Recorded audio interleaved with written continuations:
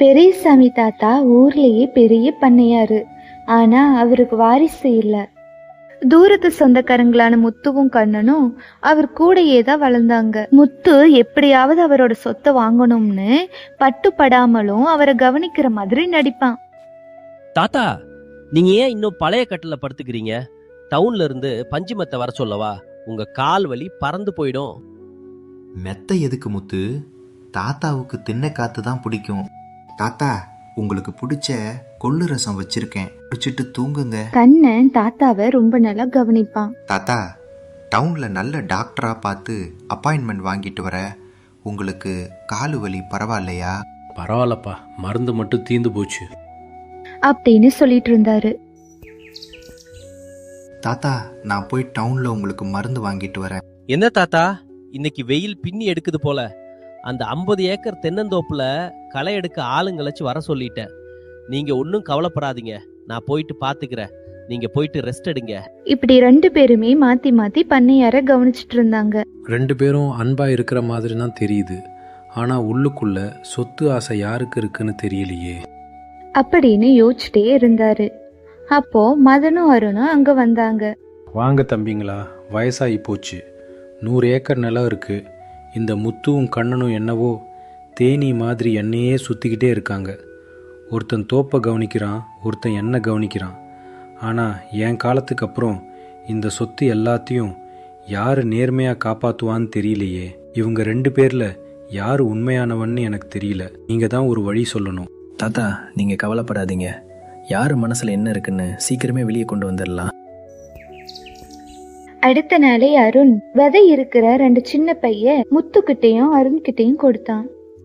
அண்ணா, உங்க 2 பேர்லயும் தாத்தா சொத்தை யாருக்கு கொடுக்கணும்னு நாங்க ஒரு போட்டி வச்சிருக்கோம். இந்த பையில இருக்கிற விதைய உங்க வீட்டு தோட்டத்துல நட்டு 1 மாசம் வளர்த்துட்டு வாங்க. யாரு செடியில அழகா பூக்கள் பூத்திருக்கோ அவங்களுக்கு தான் சொத்து அப்படின்னு அருண் சொன்னான். அடப்பாவீங்களா, செடி வளர்க்கறதெல்லாம் ஒரு போட்டியா? லூசா இருப்பாங்க போல. சரி, இதுல நான் தான் வின்னர் அப்படின்னு மனசுல நினைச்சிட்டு ரொம்ப சந்தோஷமா அங்கிருந்து போனான்.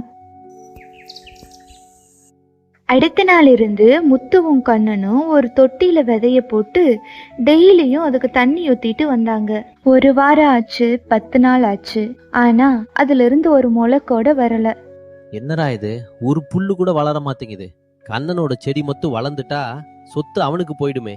இப்ப என்ன பண்றது அப்படின்னு முத்து யோசிச்சுட்டு இருந்தான். முத்து அத பத்தி யோசிச்சுட்டு இருக்கும்போது அவனோட மனைவி செல்வி அங்க வந்தா. நீங்க இப்படியே யோசிச்சுட்டே இருங்க. நான் அந்த பக்கமா போய் கண்ணன் வீட்ல எட்டி பார்த்தா அவன் பொண்டாட்டி பொன்னி நிம்மதியா தூங்குறா தெரியுமா. ஆனா நம்ம வீட்டு தொட்டில இன்னும் ஒரு புல் கூட முளைக்கல. இப்படியே போனா அந்த சொத்து நமக்கு கிடைக்காதுங்க. என்ன பண்றதுனே தெரியல. நானும் பார்த்துட்டே தாண்டி இருக்க. இந்த வித உருப்படும்னு எனக்கு தோணல. அந்த அருணும் மதனும் ஏதோ வில்லங்கம் பண்ணிருக்காங்க போல. அவங்க பண்ணா பண்ணிட்டு போகட்டும், நாம ஏன் சும்மா இருக்கணும்?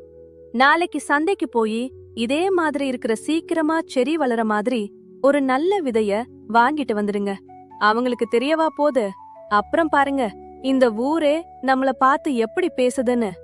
அந்த பொன்னியும் கண்ணனும் நடுத்தெருவுல நின்னாதான் எனக்கு நிம்மதி. அடுத்த நாளே முத்து ரகசியமா டவுனுக்கு போய் நர்சரியில அதே மாதிரி இருக்கிற வேற விதைய வாங்கிட்டு வந்து அதுக்கு டெய்லியும் தண்ணி ஊத்திட்டு வந்தான். 1 வாரத்துல அது பச்சை பசையேன்னு ரொம்ப அழகா வளர்ந்துச்சு. அத பார்த்த ஊர்க்காரங்க முத்துவை பத்தி ரொம்ப பெருமையா பேசினாங்க. கண்ணன் டெய்லியுமே அந்த விதைக்கு தண்ணி ஊத்திட்டே இருந்தான். ஆனாலும் அதுல இருந்து ஒரு செடி கூட முளைக்கல. என்னப்பா கண்ணா, உன் தொட்டி இன்னும் மொட்டையா இருக்கு. அந்த முத்து வீட்ல செடி நல்லா முளைச்சு இன்னும் 2 வாரத்துல பூவே வந்துரும் போல. ஊரே அத பத்தி தான் பேசிட்டு இருக்கு அப்படின்னு பக்கத்து வீட்டுக்காரன் சொன்னதும் கண்ணனுக்கு கொஞ்சம் கஷ்டமா இருந்துச்சு. ஏன் சாமி எனக்கு மட்டும் இப்படி சோதனை பண்ற? நான் என்ன தப்பு பண்ணுனே? ஒரு முளை கூட வரமாட்டேங்குது. ஒருவேளை நான் போட்ட உரம் சரியில்லையா, இல்ல தண்ணி அதிகமாயிடுச்சா, என்னன்னே தெரியலையே அப்படி நினைச்சிட்டு டெய்லியுமே அந்த செடி முளைக்குமான்னு பார்த்துட்டே இருந்தான். ஒரு நாள் கண்ணன் கடைவீதிக்கு போயிட்டு இருந்தான். அப்ப முத்து, என்ன கண்ணா, இன்னும் உன் தொட்டியில வெறும் மண்ணுதான் இருக்கா? பேசாம அந்த மண்ணை எடுத்துட்டு வந்து என் செடிக்கு கொட்டு. என்னோட செடியாவது ரொம்ப நல்லா வளரும் அப்படின்னு ரொம்ப நக்கலா பேசி சிரிச்சாங்க. முத்துவோட செடியில நல்லா பூ பூத்து அழகா இருந்துச்சு. ஆனா கண்ணனோட தொட்டியில ஒரு துளிர் கூட வரல. ஊர்க்காரங்க எல்லாரும் முத்துவை ரொம்ப பெருமையா பேசினாங்க. ஆனா கண்ணனை இவனால ஒரு செடியை கூட வளர்த்த முடியல, இவன் ஒரு உருப்படாதவன்னு பேச ஆரம்பிச்சாங்க. இதையெல்லாம் கேட்ட கண்ணன் ரொம்ப சோகமா உட்காந்துட்டு இருந்தான். அப்போ அவனோட மனைவி பொன்னி அங்க வந்தா. பொன்னி, இன்னும் 2 நாள் தான் இருக்கு, ஒரு துளிர் கூட விடல.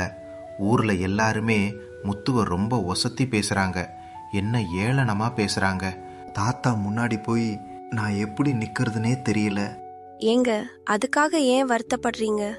நாம யாருக்கும் எந்த கெடுதலும் பண்ணலையே. பகல் முழுக்க நீங்க அந்த செடிக்கு தண்ணி ஊத்துறீங்க, ராத்திரி பகல் பார்க்காம அது கூடவே தான் உட்கார்ந்துட்டு இருக்கீங்க. உங்க உழைப்புல எந்த குறை இல்லைங்க. ஆனா மற்றவங்க கண்ணுக்கு அது தெரியாதே பொன்னி. நான் உருப்படாதவன், அதான் தோத்துட்டேன்னு முடிவு பண்ணிட்டாங்களே. தோத்து போனா போயிட்டு போகுதுங்க. அந்த சொத்து இல்லாம நாம இதுவரைக்கும் வாழலையா சொல்லுங்க? நீங்க என்னைக்குமே யார்கிட்டயும் பொய் சொல்ல மாட்டீங்கன்னு எனக்கு தெரியும். அந்த பெருமையே எனக்கு போதுங்க. வெறும் தொட்டியோடவே போங்க, அதுதான் நம்மளோட உண்மை அப்படின்னு கண்ணனுக்கு தைரியம் சொன்னான். 1 மாசம் முடிஞ்சு முத்து ஒரு பூத்தொட்டி எடுத்துட்டு கெத்தா வந்தான். கண்ணன் வெறும் தொட்டியை எடுத்துட்டு தலையை குனிஞ்சிட்டே வந்தான். ஊரே கண்ணனை பார்த்து சிரிச்சது. முத்துதான் உழைப்பாளி, அவனுக்கு தான் சொத்து போகணும்னு நினைச்சு ஊர்க்காரங்க ரொம்ப ஆவலா பண்ணையார் வீட்டுக்கு வந்து பார்த்தாங்க. பாருங்க தம்பிகளா, நான் வளர்த்த செடிய, ஊர்லயே இப்படி ஒரு பூவை பார்த்திருக்கவே மாட்டீங்க. ஆமா அண்ணா, ரொம்ப அதிசயமா தான் இருக்கு. இது நிஜமாவே நாங்க கொடுத்த விதைதானா? என்ன தம்பி இப்படி கேட்டுட்டீங்க? நான் விடிய விடிய கண்ணு முழிச்சு காவல் காத்து வளர்த்த செடி இது அப்படின்னு முத்து சொன்னான். உடனே அருண் கண்ணனை பார்த்து, என்னன்னா உங்க சட்டி காலியா இருக்கு? மன்னிச்சிருங்க தம்பி, நான் சரியா வளர்க்கலையோ என்னவோ தெரியல. என்னால் முடிஞ்ச வரைக்கும் முயற்சி பண்ணினேன், ஆனால் ஒரு துளிர் கூட விடலை. நான் தோத்துட்டேன் தம்பி அப்படின்னு கண்ணன் சொன்னான். தாத்தா இத பாருங்க, என்னோட உழைப்ப, பூக்களை பாத்தீங்களா? கொஞ்சம் நில்லுங்க முத்து, உங்களுக்கு ஒரு உண்மை தெரியுமா? நாங்கள் உங்கள் 2 பேருக்கும் கொடுத்தது வேக வச்ச விதைங்க. சுடுதண்ணியில் வேக போட்ட விதைங்க எப்படி முளைக்கும்? அது செத்து போன விதைங்க. அதை கேட்ட முத்துவுக்கும் ஊர்க்காரங்களுக்கு ரொம்ப அதிர்ச்சியா இருந்துச்சு. அவனோட முகமே கருத்து போச்சு. முத்து, நீங்கள் சொத்துக்காக எங்களை ஏமாத்த பார்த்தீங்க. ஆனால் கண்ணு செடி முளைக்கலனாலும் உண்மையை சொல்லிட்டு வெறும் சட்டியை தூக்கிட்டு வந்தார். அதுதான் நேர்மை. சொத்துக்காக என்ன ஏமாத்தின நீ? நாளைக்கு வேற என்ன வேணாலும் பண்ணுவ.